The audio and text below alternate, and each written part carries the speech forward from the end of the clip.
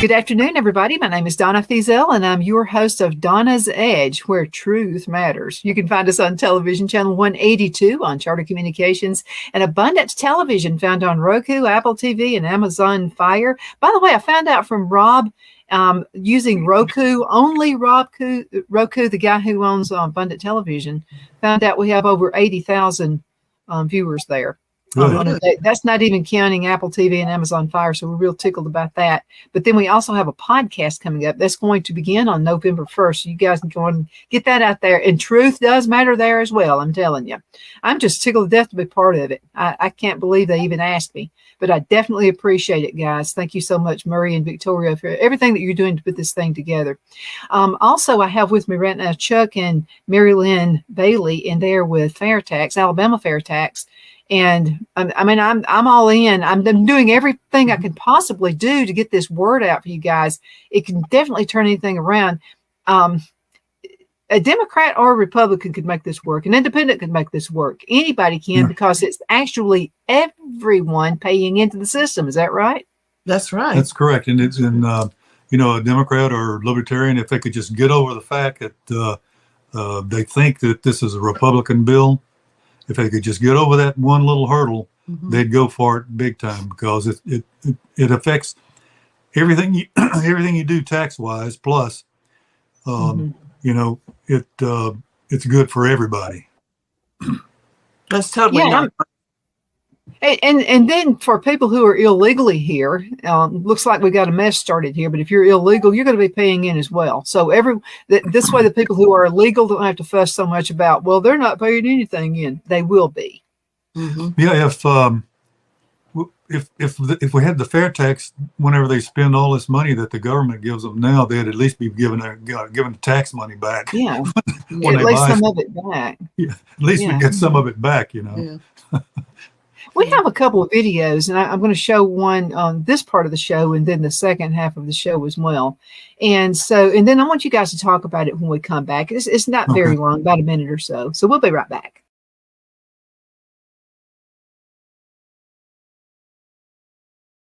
Well, you have to take each one of those schemes and look at them individually, but in a broad sense, the fair tax is the simplest, it's the most transparent, it's the fairest, it produces the lowest marginal rates, and it produces the highest growth for our country.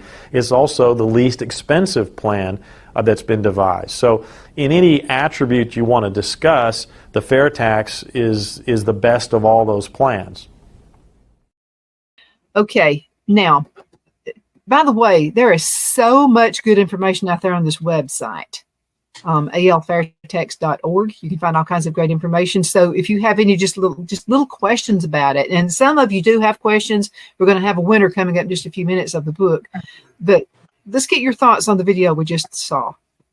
He talks about being least expensive, and people, the little question marks go up over their heads, and the reason for that is because when you get rid of the income tax in the IRS, all those forms and the filling out forms and everything goes away. So the tax compliance goes down to about 10 or 15% of what it is now, because the retailer will still have to fill out a form, but that's going to be tax compliance under the fair tax.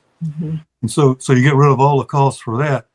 And you also get rid of all of the compliance costs for in a business or a corporate, anybody that has a business or corporation or whatever, they have to account for all that tax stuff. They accumulate it. They don't actually pay it, because you pay it when you buy the new goods and services. So all of those expenses go away. So you can see a drop there of about 80 to 90%. And so it's going to be a lot easier to enforce, because you go from, I just read where there were 192 tax filers this year, 192 million tax filers this year. So you go from 192 individuals and corporations filling out tax forms to about 25 million or so retailers. Now you can see right there, there's going to be a lot less of a bottleneck to collect this tax, and they're going to get paid to collect it. So there's going to be a lot fewer reasons to cheat on this tax system. So evasion is going to go down drastically. So everything about this bill takes the cost of doing that business of income taxes down to 10 or 20% of whatever it is now. and that's just a matter of fact if you look at if you look at how it works out.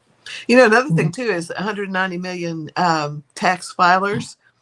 If you consider that they're paying the tax to support the government, if you take that 190 million and add all the rest of the people in this country, including illegal aliens. But Huckabee likes to say, pimps, prostitutes, illegal aliens, and gamblers. Well, okay. Well, I would. They are included, but Perfect. Anybody that doesn't fill out a W-2 and turn in how much they make every year. That's. We also have a lot of tourists to this country. We also have people here on visas for various reasons, for work or for education or whatever. Anyway, it adds up to about 450 million. So you take 450 million paying the tax as opposed to 190 million. It gets spread around, so everybody pays less, but it brings in the same amount of money. In other words, everybody. Yeah, but I got another thing that I want to mention to you as well. How many people are coming across the border every day now?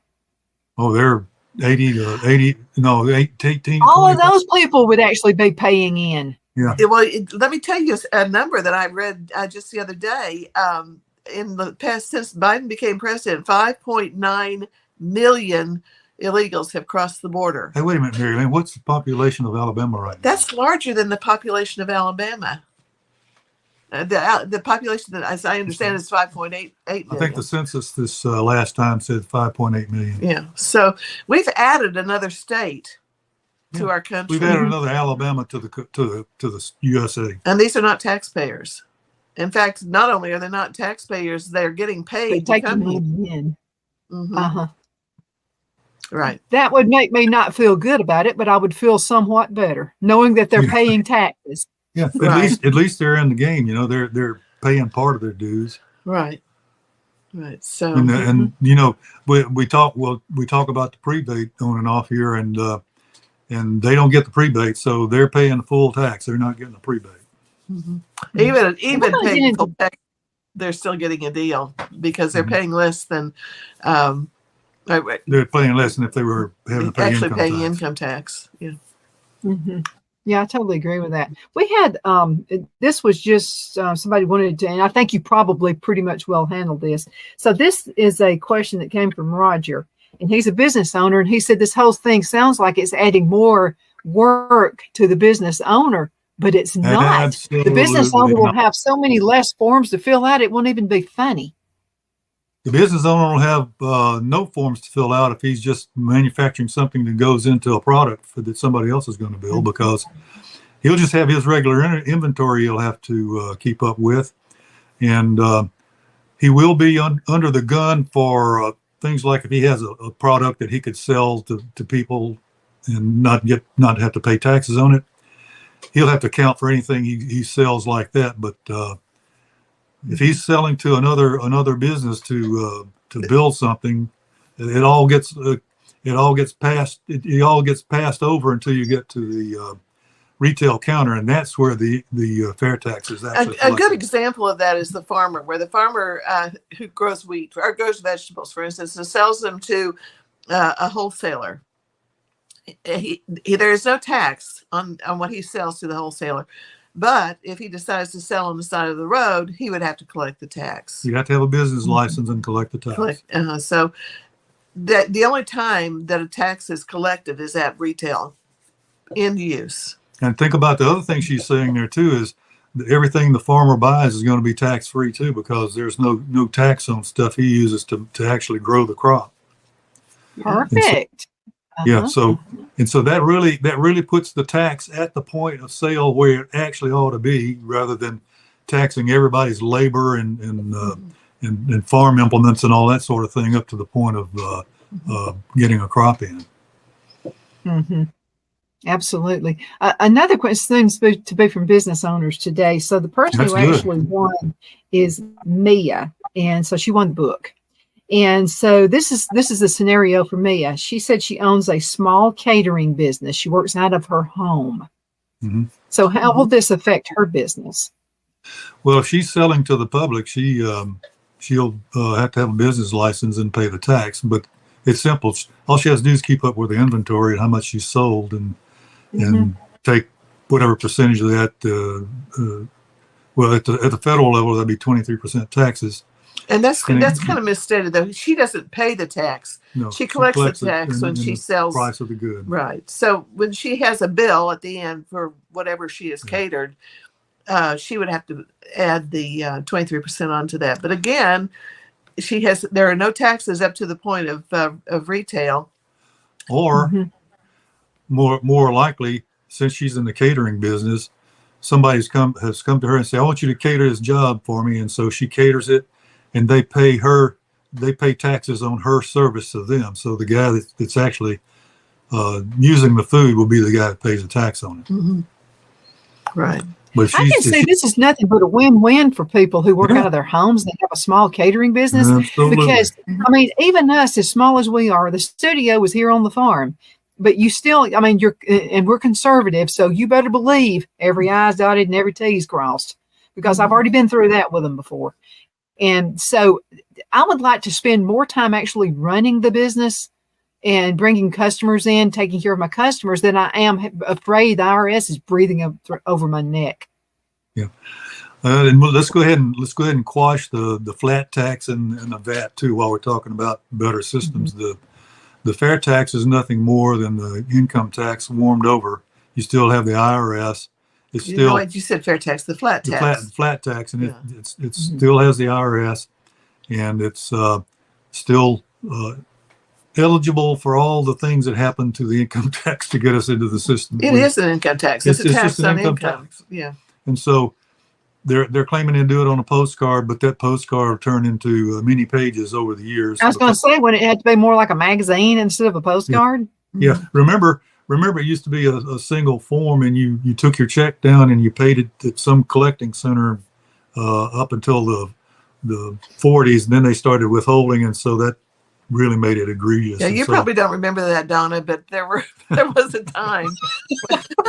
How old do you think I am? I'm 64. I'm happy with that. But now I remember my grandparents talking about it. My granddad used to own a restaurant. Yeah. And here in Geraldine, Alabama.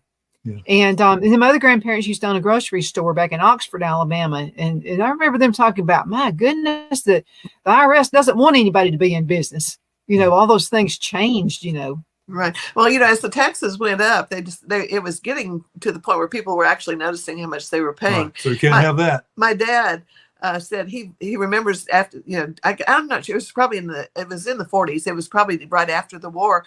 He said the farmers used to come in on April 15th, or it wasn't April 15th then, it was whatever the tax day was, with this bundle of money, because that was how much they owed. But then it got to be such a big bundle of money that people were saying, hey, you know, this is ridiculous. So it was actually Milton Friedman, which is kind of a surprise, that he came up with the idea of withholding. Yeah. And withholding means you know, you parcel it out over the year. You notice it, but you don't notice it nearly as much. In fact, you adapt to it. And go with it. We have talked to people who think they don't pay taxes because at the end of the year they don't have to write a check. Yeah, you are.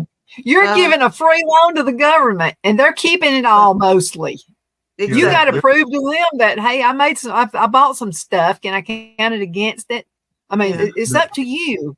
You know, they pay the income tax all year, and they're also paying the embedded taxes and everything they buy, which is most people double what that makes it double what they would pay under the fair tax. Right. I think it's really funny for liberal kids. You know, their parents are liberal or whatever, and their parents haven't taught them any better, and they go out and get their first job after high school. They think they're actually going to work at McDonald's and get $15 an hour. And then when they get the check, no, you're not getting $15 an hour. Yeah. That's the big slap in the face. Who is this Mr. FICA? Yeah. And who's this Uncle Sam I never heard of? Right. Yeah, we got this uncle. Yeah. Why is he dipping into my pocketbook so heavily? Yeah. So it can give to other people. But the purpose of the income tax actually is not to collect money. At the beginning, income tax was to collect money to run the government, but it has gone way beyond that now, because the government, with the Federal Reserve, they just print money whenever they want more money. And so the purpose of the income tax, the IRS now, is to use as a weapon against the American people. And you better believe it's a very potent weapon. And they used it the first time that they used it as a weapon was against Al Capone. They couldn't catch him any other way, but they got him on fraud. So, that's where they go after you. I don't think it was any kind of egregious thing. It was just they got him. Well, I don't know, but it is. It's a carrot and stick, and it's a way to manipulate the way your way of life. If you do the right things that the government wants you to do, then you get rewarded. If you buy a Tesla, they'll or an electric car, they'll reward you with $5,000 off of that car. However, the automotive industry knows that's no reward. They just raised the price by $5,000, and you think you're getting a deal. So, I just read that car dealers are saying, I haven't sold all these electric cars. Don't send me anymore. So they're just not selling. Yeah, we saw in China. They have these huge plots of land that we're not talking an acre. We're talking a bunch of acres. Yeah, of electric cars lined up next to each other that have been licensed, but they have never been sold. And maybe that's why Bill Gates is buying farms, so he can have someone put all those electric cars. Well, that's another thing too. The income tax also has driven the farmers off their land, and so now big agra owns the farms. For a lot of them, and so I know you hear a lot from people worrying about the inheritance tax. Yeah, that's a real thing that is destroying our economy. Just like there are so many ways that the income tax is it's so bad. It's just a negative on everything, right? Especially. Well, I'm glad we bought this farm when we did. Back before the prices started going up, we couldn't afford it now. I mean, so basically, what we did to keep from having a big income tax hit, we bought the farm. We had an appraiser come out here. We bought the farm, and and actually part of it was I bought my inheritance, basically is what it was. Yeah. Mm-hmm. At the time I was scratching my head, we're doing the right thing. My brother seemed to benefit from it more than I did. Mm-hmm. But now I see we did, because it's tripled in price now in what it's worth. I don't know. But see, people are having to use their imaginations nowadays. Yeah. Well, I've noticed another thing too. I don't know about you, but we keep getting calls wanting to buy our house. And they're not from around here. They're What's from that all about? Yeah. Well, it's all eventually, about buying up all the homes and then taking over the rental property. Yeah, that's part of the Great Reset. Is once the government owns the homes, or some conglomerate owns the homes, then they will be beyond the price, beyond what people can pay. Yeah, so and this is what I'm noticing about that. I'm glad I'm not the only one. Phil and I are not the only ones who've noticed this. There are commercials that come on. The only thing we ever watch on television is Andy Griffith's reruns. I mean, that's just about it. Or old crime mysteries and stuff like that. So we're watching Andy Griffith. Well, this guy got to learn some lessons from Andy Griffith, even though he was a liberal and voted for Obama. But anyway, with all that aside, I can't believe he did that before he passed. But with that aside, we're noticing almost every other commercial is somebody, and it looks like a front person. I mean, they don't look like they're smart enough to, on the commercial. I mean, this doesn't look like a real business person. It looks like a front guy up there saying, I will buy your home, whether it's wrecked, whether it's, whatever. There's an awful lot of those commercials coming out. Yeah. Mm-hmm. But my guess is you're only going to get paid a fraction of what it's worth. Well, I don't even think even if they pay you what it's worth, it doesn't matter. They're buying up all the property to take it over. But this is really we have a son who is a junior, and he lives in Louisiana, and he gets asked about buying our house. He gets called saying, "You want to sell that house in Huntsville or wherever?" So no. Yeah, it's I have become a conspiracy theorist. There's a program on YouTube called Y-Files that we enjoy watching. I found that, by the way. Y'all talked about it last time. Okay, well, the Hecklefish, if you're familiar with him, has the tin hat on top of his fishbowl. I'm going to start doing that too. Yeah. You know, the problem is, But it's amazing you have to question everything. yeah, the problem is it's kind of like Dan Bongino says. He says, "Hey guys, give me some more conspiracies. I'm running out because they're all coming true." Yeah. They're free. I don't have to research for them anymore. I mean, they're Yeah. coming right at me. Yeah. But Give me yeah, there are another things you conspiracy have to be awake. You have to be awake, and you have to wonder what's going on around you. I mean, you have to. That otherwise, the wool is really going to be pulled over your eyes someday. So this is my point. Okay, so people are going, "Oh yeah, I got to sell my house. Got to sell my house to these people I see on the commercials, so they'll buy it." Well, you're going to have to buy a house. You're probably going to sell your house or your property to these people for a fraction of what it's worth. Well, you're going to have to turn right around and buy something or rent something, and what you buy is going to be full price. So are you really coming out ahead? Yeah, it's not a very wise move as far as I'm concerned. Unless you move into the what they call it, care. What kind of care is that? The people Assisted that give you living. Yeah, whatever. Yeah. Yeah. Well, I have to that's wonder where- about those as well. Are they going to give me an infused COVID shot so they can end me being there? Yeah. Yeah. Yeah. And then, but and I didn't mention this one. This is a question we had about 3 weeks ago, or about 3 or 4 weeks ago. And this was about, what is that? It's where, reverse mortgages. Yeah. Don't know anything And about. I don't see, I don't either. I was wondering if y'all did, because I can actually see a scenario where that might be a good deal, and that's for people who don't have children or who have children who are not at all interested in their house and don't want to be bothered with it when they pass on. And so that being the case, if you can take the money out of your house and spend it during your lifetime, and at the end the house just goes in Goes to them. your children don't have to worry about it, or whoever It's already inherits taken it. care of. It's already, that would be a scenario that I can see. However, if you didn't have kids, right, or if your children didn't want it, and I mean, we went through that with his parents when they passed on. It was such a big it was such a big mess that it would have been a lot easier if we could have just said, okay, just take it, and we won't worry about it. So that's a scenario. However, I understand that.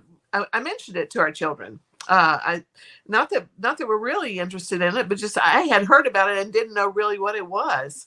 And our daughter-in-law said, well, you got to be really careful, because if you travel and you're out of your house for a certain period of time, then they consider that you've abandoned the house. So it's there. I mean, if you're going to do it, just make sure you're very much aware of what all the circumstances are there, how you're affected with it. Because I can see people who own their house and take out a big loan, reverse mortgage, and then go overseas. Yeah, go travel around the world and come back and find, well, your house is not there anymore. So, I just, again, it's a possibility. It's possible that it could be a good thing. But okay, here's my take on that. Don't get sold on any idea. Research, please. That's why we're in the state we are in this country right now, because people got sold on stuff. Right. And they didn't do their own research. Some sleeky guy or woman comes in saying, I'm going to save the world, and they never do it. And it's not just one person. They have marketers that are doing it. If I was wondering why we keep seeing all these commercials for drugs on television, because they're pharmacists. I mean, they have to be prescribed by a doctor, and the only thing, you would have to go to your doctor and ask for that. Right. But I understand. No, I understand that big pharma is making so much money, they have to spend it, and one good way to spend it is to advertise. Yeah, and thing about it is, it's like the cigarette commercials. Yeah. Mm-hmm. It's like, don't smoke now. It's bad for you. It can cause cancer. Well, more people are buying cigarettes than ever. I mean, all they're doing is reverse psychology is what they're doing, and they're Yeah. playing games with us. What it does, it sets you see that, say, oh, that's what's happening to me. I'm going to demand my doctor give me that pill. Well, if you look That's at what it's all the about. big networks, so that advertise, there are drug commercials on all the time. Well, those networks cannot say bad things about their Right. advertisers. So, during COVID, that was a big deal that, you couldn't recognize that there were problems with the vaccine. Yeah. Because I've got a conspiracy theory. I've got a thought for you before we go into a break. I want you to Okay. think about this. Okay, there are too many commercials with Coke and Pepsi in them. I think Coke and Pepsi are owned by the same person. I really do. Why else would you mention a competitor on a commercial? I know that I don't know, but they've done that all along. I remember back when I was a kid, they would talk about I Coke. still say it's owned by the same person. This has nothing new. I mean, I sound like my grandparents now. I'm beginning to sound. This really is. I mean, really think about marketing. If you own two companies, what? There are two pharmacies that are always across the street from each other. There are two. In any town you ever travel to, you're going to see them. I think they're owned by the same company too. Walgreens and CES. Yeah. Oh, that's a I think so. possibility. As big as conglomerates. I don't know. I know nothing about Coke and Pepsi at all. So I Other do. than- I think so. Yeah. One of If these I- days when it's the end of the world and we're in heaven and we're all up there and we're talking about things, I'm going to say, all right, y'all thought I was crazy, didn't you? When I said Coke and Pepsi, I got you. Let's go into a commercial break. We'll be right back in just a minute. The Hatter Cafe and Country Inn is nestled in the northeast corner of Alabama the Beautiful in the delightful town of Mentone. We're located on top of scenic Lookout Mountain near Little River and DeSoto State Park and located only 5 minutes from shopping and restaurants. There is also a nearby community walking path and golf course. We welcome everyone through the doors and we are committed to outstanding service for all guests. At the Hatter Cafe and Country Inn, we invite people from all walks of life to come and get away from it all, enjoy the open spaces, treetop views, fresh, clean air, and experience Southern hospitality at its finest. We look forward to hosting you. To reserve a special event, or if you would love a special getaway at the Country Inn, you can call us at 256-634-2018.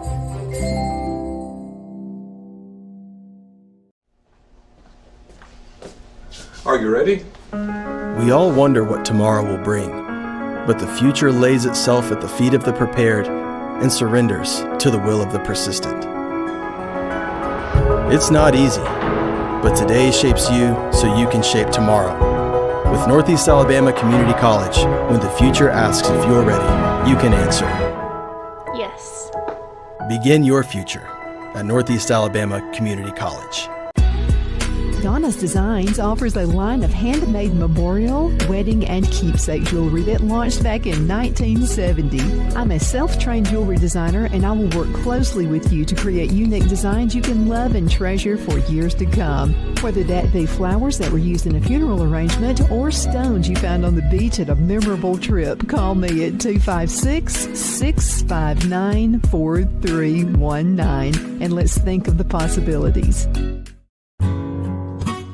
The only place I buy my beef is Lone Tree Ranch in Collinsville, Alabama. Their cattle is born and raised on their ranch, grass and grain fed, and you can feel confident when you serve your family and friends because their beef is all natural and no antibiotics or hormones are added. You can buy whole beef or perhaps go in with family or friends and buy half.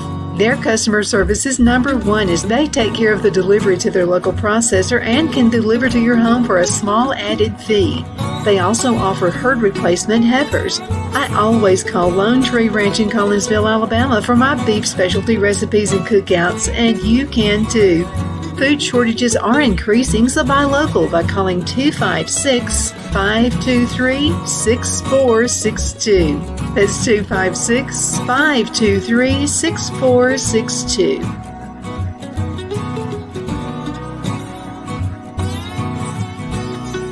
At Liberty Bank, we're all about community, whether it's to help with a charity fundraiser or help families in need. Toys at Christmas or a local football team, we're here for you. You see, we realize the importance of family. Sometimes it's to build a new home or necessary home repairs. We're here for you.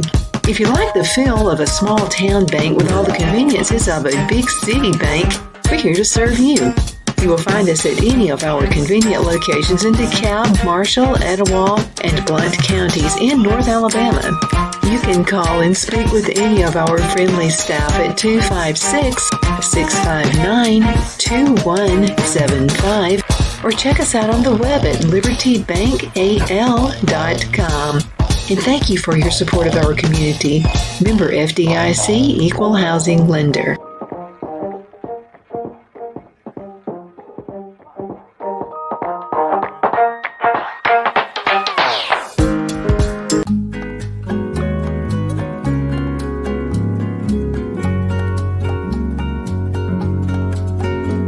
At Lamone's Mexican Restaurant, located in Henniger, Alabama, and voted Best Mexican Restaurant of DeKalb County, Alabama 2020, we're here to serve you with authentic Mexican cuisine. Order easily online by going to lamonsmex.com or call 256-657-3999 to place your order. We're open Sunday through Thursday, 11 a.m. to 9 p.m., and Friday and Saturday, 11 a.m. to 10 p.m. Whether you're celebrating a cozy date night for two or a celebration for a crowd, at Lamone's you'll love our atmosphere and friendly servers. Thank you for dining with Lamone's Mexican Restaurant.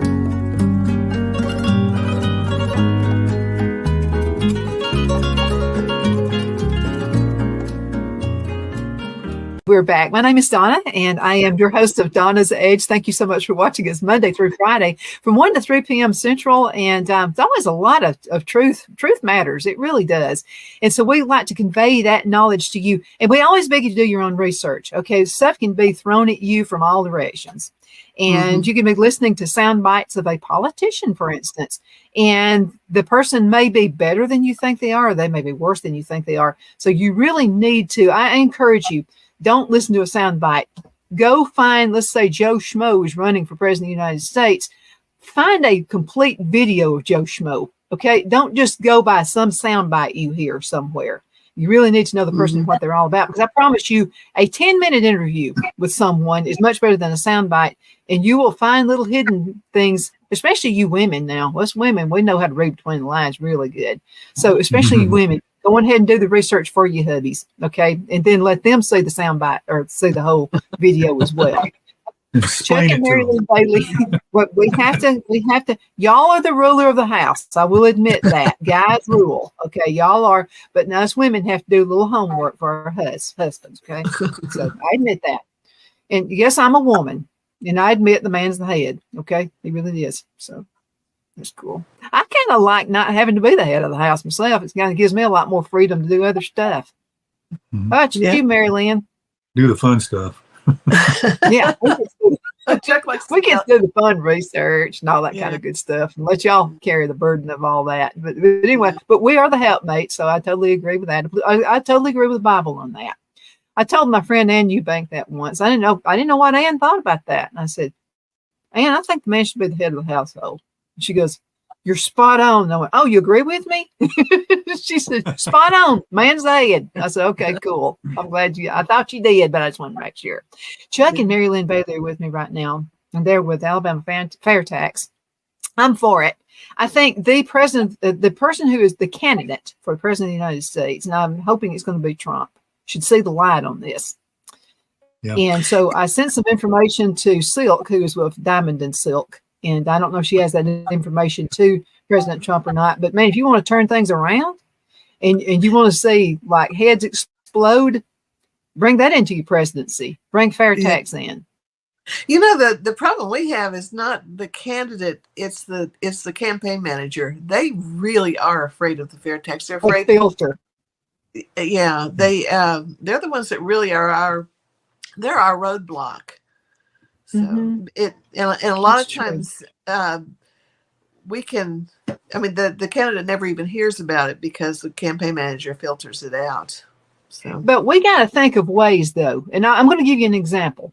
Okay, so I used to be the corporate person with corporate salesperson. I handled the corporate and government accounts with GTE back in the day, back when they were called Cellular One. Whoa, long time ago.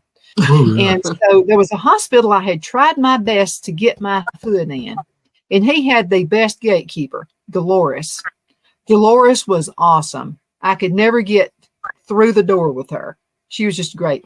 So what happened? You remember the hurricane that came up in Alabama back in the 1980s? Okay, so this hurricane is coming through Alabama, and I'm thinking safety. You know, the hospital could be without communications. They've got to have a phone. They got to have something. This is back in the day of the bag phones. They were actually better. They were 3-watt phones instead of 0.6 of a watt, what we tote around now with the handhelds. Yeah.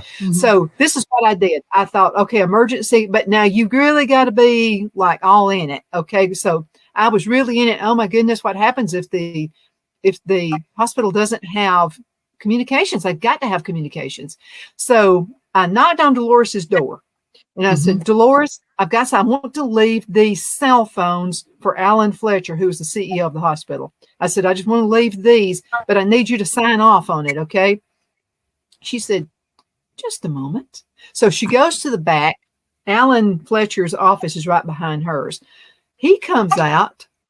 I'm shocked. So he comes out, but see, I had a purpose of being there. I wanted to save the hospital in case they didn't have communications. Right. I got the account right after that. He actually met me at the door and shook hands with me and thanked me after it was all over and walked me out to my vehicle. Whoa. So we've got to find a way. We've got to find a way to get past the gatekeepers, because the people, we all get it.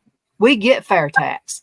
Yeah. Well, Business I'll tell you what the answer to that is, and that is for the people to flood the candidate with just petitioning for the fair tax. We had an example of that was here in the 5th district of Alabama, when Parker Griffith was the Democrat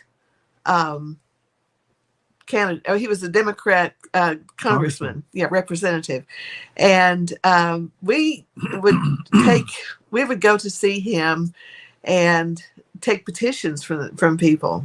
But we had a postcard set up, and people could fill out the postcard, and we'd take it into and we would office. take hundreds of them every month.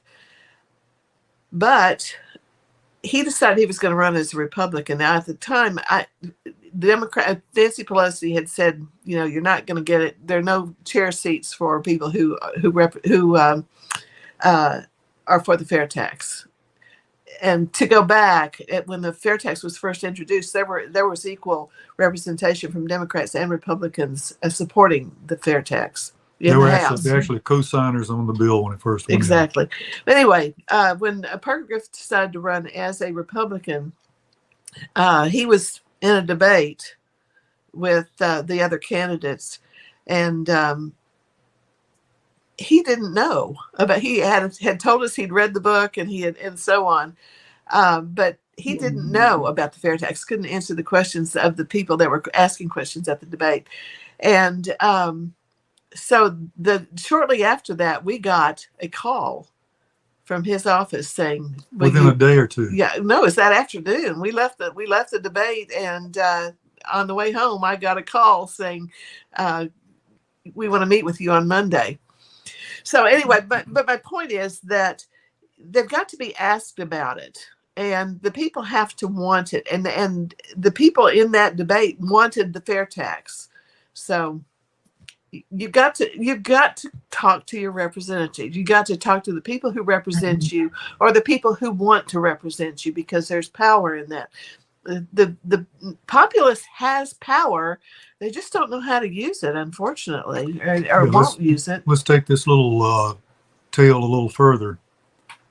When the Tea Party first started up about 2008 or 9, down at around that time, we went to the first Tea Party gathering over in Decatur, and just so happens that let's see, I know that Mo Brooks was there. Who? Well, I know Mo was. I'm not really sure about. But the point of the story is, we could see Mo milling around talking to people, and he kept looking over at our little tent. We had a 10 by 10 uh, booth there, and we had already briefed him on the fair tax, but he would not put a sign. He would not take one of our fair tax signs. So, so finally, toward mid-morning, he came over and asked Mary Lynn for one. It was a magnetic sign to put on his car. Well, our booth was the most popular booth. Everybody was coming over there wanting to know about the fair tax. They were taking those, what do you call those things? The bumper stickers with them. And, and so most of, he said, yeah, give me one.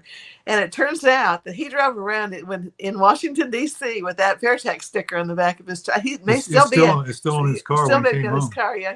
He said, I was one of the only ones that have one, but he said that made the rounds of Washington, D.C. So that's what we got to have. We just got to have the people want it enough that they'll ask for it.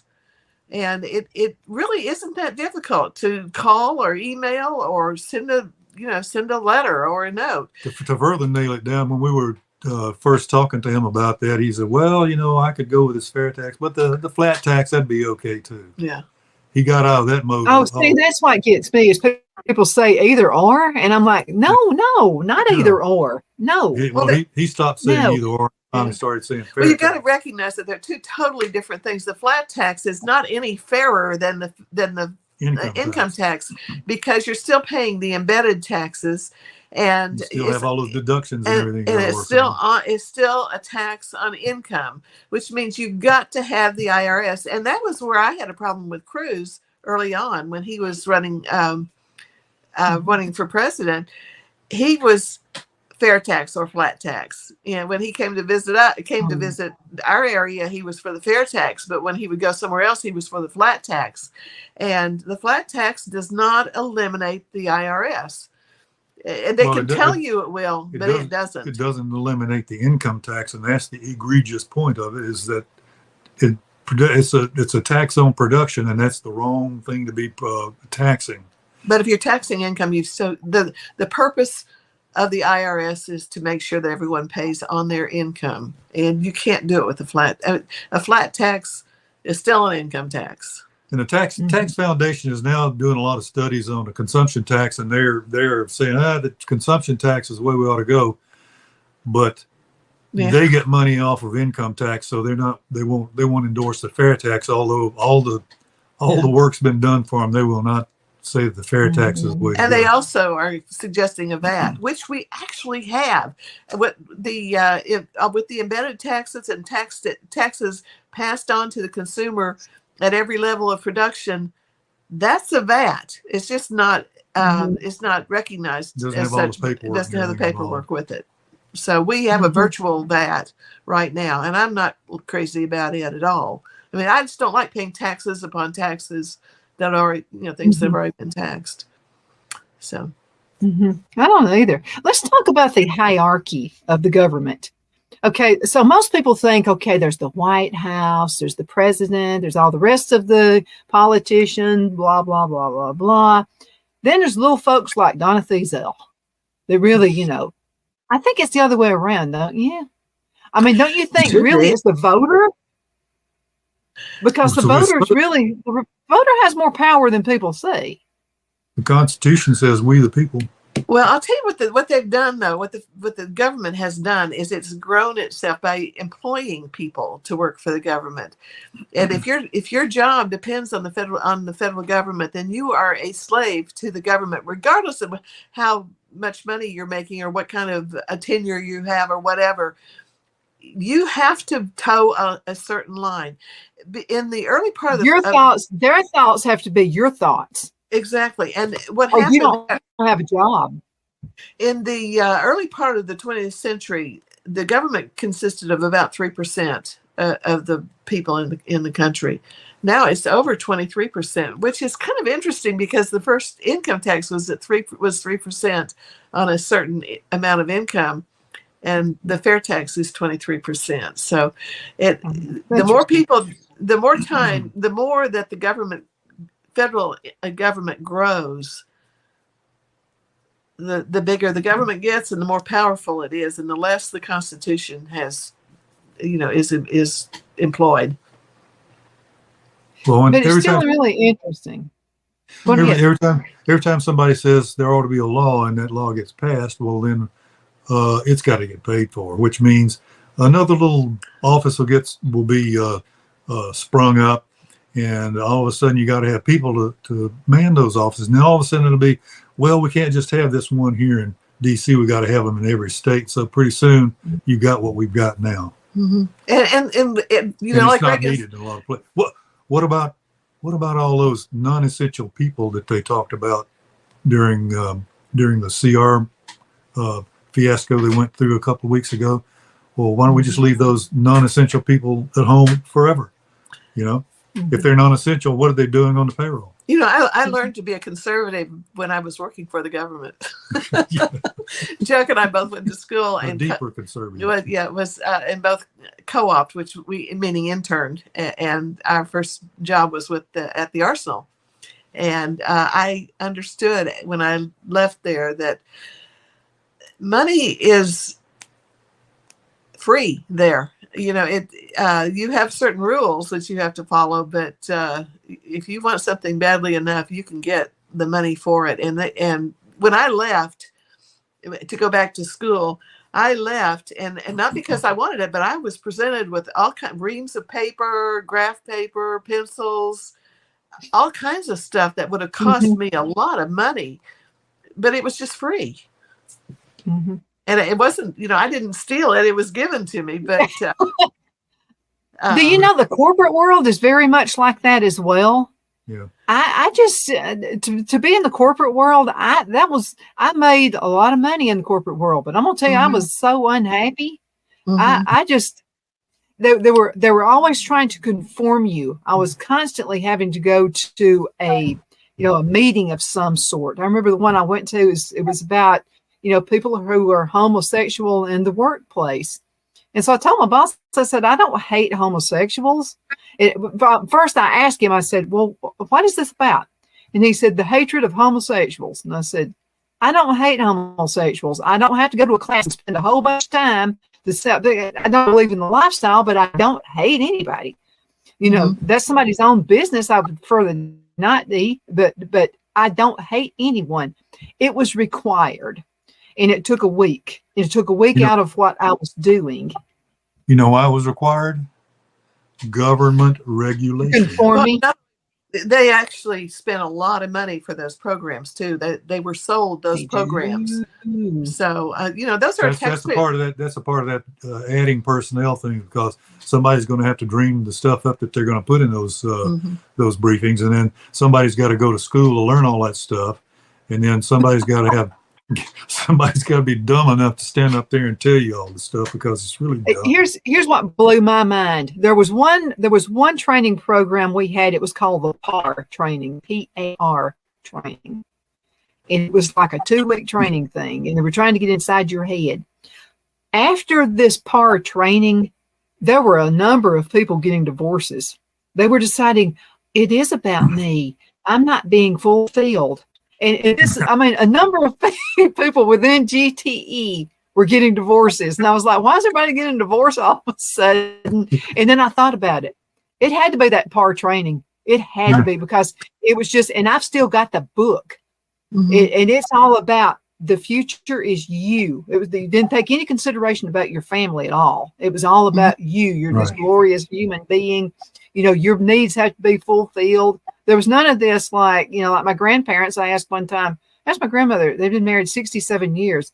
I said, but when my granddad passed away, but this is around their 50th wedding anniversary. And I said, so I never see you argue. I mean, do y'all ever fight? I mean, do y'all? And she said, oh yeah. She said, I can sling it real good at Alden. I'm really good. And I said, but I never see you fight. And she said, honey, in a marriage, there's give and take. There are times I want to just split his throat, but I don't, because I love him. And I said, well, does he ever want to split your throat? And she said, I'm sure he does, because I'm a woman of my own. but they made it work. To them, there was no such thing as divorce. You just make it work. Yeah. Quit being childish and just make it work. But those trainings that people are going through, and this is in all the corporations, all the corporate world, and all of the government world, that's what they're training people. It's about you, precious. You're the center of the universe. You know, that's just like a lot of the things that you see going on now, like the kids in the street over this Israeli thing. All that is done just the way you're talking about, and now they're in the schools doing it. And you're in elementary school reading. Trans is reading to your children. Indoctrinating everybody. They got to do it at the workplace and the schools, because otherwise it won't happen. You know, when you live as long as we have, I remember a phenomena in the 70s when women. Well, if you worked if you were a homemaker, you really didn't have a job. You weren't really important. You needed to have a job. I differ with that. Yeah, and there was also. I will never forget when women were told that they needed to have their life. I mean, they had to be important first. And when we lived in Ohio at the time, and in our neighborhood, 2 women abandoned their families. One had 3 children under 5. Left to fulfill herself, and her husband was left with these 3 children, and another had teenage children, and she left to fulfill herself. And it never made sense to me that being a mother is really important. It's extremely important. That's the most important job a woman could ever have. Exactly. And we're finding out more and more that, these children are left to their own devices or to the indoctrination of the schools. Mainly. That's where we're reaping what we're sowing. So, I mean, I'm not out there saying everyone ought to stay at home and be with their children. We have in our family, we had a Mr. Mom, and well, our daughter had has a very good job. And her husband, when our granddaughter was born, he stayed home with her. But she had a parent. So, I mean, I think that is so important. And, But the thought process there was she needs a parent at home. And so he did. I think it's an excellent idea. I really do. If I could do things over with again, I would have never worked in the corporate world. I just would not have. I would have found a business to run from home. Yeah. Well, everybody has I don't begrudge women being top corporate executives if that's what they want. But I think that if you're going to have a child, why have a child and then give it away to someone else to raise? I mean, it seems like such a pointless thing to do. But that's my opinion. And hey, you said you had another video there. Yeah, let's show it real quick because we only have about 3 minutes left in this segment. So let's go ahead and look at this and then let's talk about it. We'll be right back.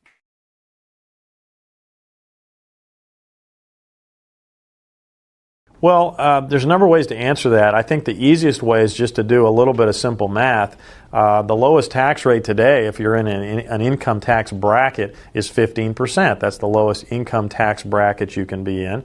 And then you're going to pay another 7.65% on your payroll tax, assuming you're just counting the employee part of that. So that's 23%. So it seems to me that the lowest tax rate a working American is paying today is the same tax rate that everybody will pay under the fair tax, which is 23%. And by the way, we're comparing the right tax rates, the tax-inclusive rates of 23 today versus 23 in the fair tax. Many people, of course, if you do better financially, are going to pay a lot higher rates than 23 today, but that's the lowest rate. So on average, people are going to pay lower rates under the fair tax. How can that be? Well, and raise the same amount of money because we're taxing consumption. Consumption is just a lot bigger pool of money to tax than income. So we're going to pay as a society the same amount of taxes, but we're going to be able to pay lower tax rates on an individual basis under the fair tax. Okay, we're back, guys. Explain, about a minute left. Okay, well, he talks about rates there, but he really means percentages because the average paid in income taxes by most people is 15%. So if you use 15% plus the 7.65, which is the your your portion that you take out of your paycheck for Social Security, Medicare, but it's really 15.3 because if you didn't have that job, the employer would not have to pay that other 7.65 in. So that's coming up. So you're really paying 30.3% tax on everything you buy whenever you on your job for your production, and it's the embedded taxes in everything you buy adds another 18% or so. So under the income tax, you're paying 40% income tax. Oh, that's generous. I think you're paying a lot more than that. You're paying more than that because you still got other taxes you got to pay. So, we're really indentured slaves to the U.S. government and to the state governments because we pay so much tax out of and we don't have sense enough to figure out that we're paying all that extra stuff. Absolutely. And we, the people, have the power. We can vote these folks out who are not even thinking about us. They need to go. Guys, thank you so much for being on the show today. It's always so much fun. Okay, we enjoyed it. And informative. Absolutely. And thank you so much for watching Donna's Edge. You can find us on television, channel 182, on Charter Communications and Abundance Television Syndicated. You can find us on Roku, Apple TV, and Amazon Fire. Thank you so much for watching. At Liberty Bank, we're all about community. Whether it's to help with a charity fundraiser or help families in need, toys at Christmas, or a local football team, we're here for you. You see, we realize the importance of family. Sometimes it's to build a new home or necessary home repairs. We're here for you. If you like the feel of a small town bank with all the conveniences of a big city bank, we're here to serve you. You will find us at any of our convenient locations in DeKalb, Marshall, Etowah, and Blount counties in North Alabama. You can call and speak with any of our friendly staff at 256-659-2175 or check us out on the web at libertybankal.com. And thank you for your support of our community. Member FDIC, Equal Housing Lender.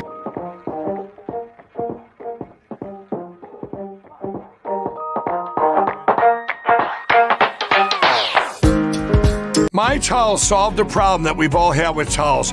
You go into the stores and they feel lotiony and soft, but then you get them home and they wind dry you. That's why I made My Towels. They actually work, they're soft, and they absorb. And now I'm excited to announce 2 brand new lines of My Towels. What makes them the best towels ever is they're now made with 100% long staple Shapir cotton. This is a combed ring spun cotton that makes My Towels even softer and more absorbent than ever. And now you get a 6-piece set for an amazing introductory sale price as low as $29.98. So go to mypillow.com or call the number on your screen. Use your promo code to get My Towels for only $29.98. Or you can get my designer premium line for just $20 more. Either way, you save 50% now on all My Towels. They actually work. What a concept. This offer won't last long, so please order now. MyPillow.com. Jeff McCurdy of the McCurdy Law Firm has been a public service of this area for over 10 years. McCurdy, a member of the Henniger City Council, serves as prosecutor for the town of Sylvania and was named public defender for the city of Rainsville. The McCurdy Law Firm is located at 17326 Alabama Highway 75 in Henniger to better represent his Jackson and DeKalb County clients. If you need to be represented by a true public servant with proven success, call Jeff at 256-996-8701 or send a private email to mccurdylawfirm@gmail.com. No representation is made that the legal services performed is greater than the legal services performed by other lawyers.